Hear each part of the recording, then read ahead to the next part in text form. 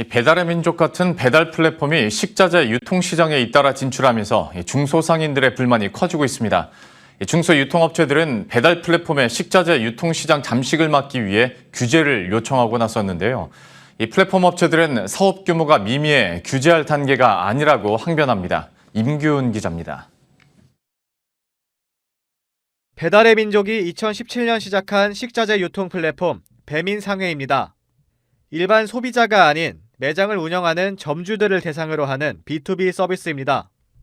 쿠팡도 지난달 쿠팡H 점주들에게 유통기한 임박 상품을 저렴하게 판매하는 패밀리 마감 세일 서비스를 시작했습니다. 유명 업체들의 이딴 식자재 유통업 진출에 젊은 점주들은 환영하지만 기존 식자재 유통업을 하던 중소상인들은 망연자실할 수밖에 없습니다. 전국 중소유통상인협회에 따르면 쿠팡이츠가 B2B 식자재 유통 사업을 시작한 뒤 납품처가 줄어들었다고 응답한 회원 비율이 90%를 넘겼습니다. 중소상인들은 추가 피해를 막기 위해 정부의 식자재 유통업을 중소기업 적합업종으로 지정해달라고 요구할 계획입니다.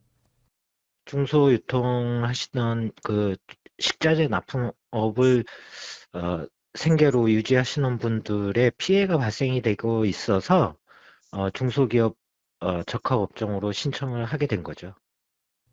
하지만 쿠팡이나 배달의 민족 측은 사업 규모가 작아 규제할 단계가 아니라고 항변합니다. 유통기한 임박 상품이 매번 나오는 게 아니다 보니 식자재를 정기적으로 공급한다고 볼 수 없고 시장 특성상 큰 문제가 없는 한 기존 업체와 계속 거래를 이어가는 경우가 많아 아무리 대기업이라도 파고 들어갈 틈이 크지 않다는 것이 이들의 주장입니다. 특히 CJ 프레시웨이, 현대그린푸드, 신세계푸드 등 식자재 유통 매출 상위 3개 대기업의 시장 점유율도 10%가 채 안 되는 현실입니다.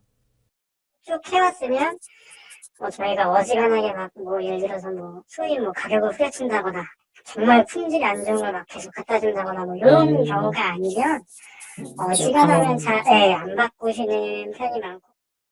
특정 업종이 중소기업 적합업종으로 지정되면 대기업들은 3년 동안 관련 사업 진출 자제를 권고받거나 진출 자체가 금지됩니다. 중소식자재 납품업체들이 26일 식자재 유통업을 중소기업 적합업종으로 신청하기로 한 가운데 적합업종 지정 여부를 판가름하는 동반성장위원회의 결정에 업계의 희비가 엇갈릴 전망입니다. 머니투데이 방송 임규훈입니다.